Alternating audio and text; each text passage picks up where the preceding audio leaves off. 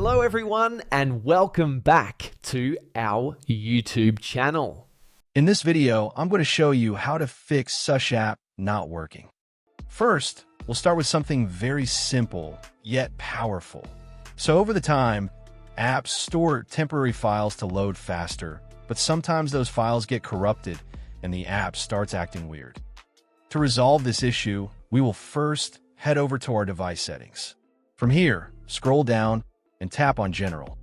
Once you're in the General Settings tab, look for iPhone Storage option and tap on it.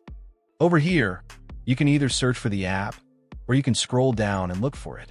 Then tap on the app. On the next screen, you need to tap on the Offload app option.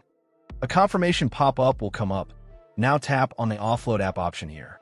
It'll take a bit for processing, and then a reinstall button will show up. Simply tap on it to reinstall the app. This should resolve the issue, but if it doesn't, then you need to check if the app is running an older version. Head over to App Store. From here, double tap on this search icon in the bottom right corner, and then search for the app. Once the app comes up in the search result, and if you see this update button right next to the app, simply tap on it to make sure you're running the latest version of the app. However, if you continue to encounter this issue, then you will need to completely reinstall the app, which usually resolves the problem.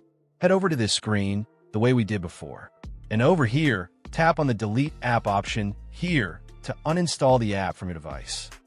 A confirmation pop-up will come up. Now tap on the Delete option here. Once uninstalled, open up App Store and search for the app in the search bar.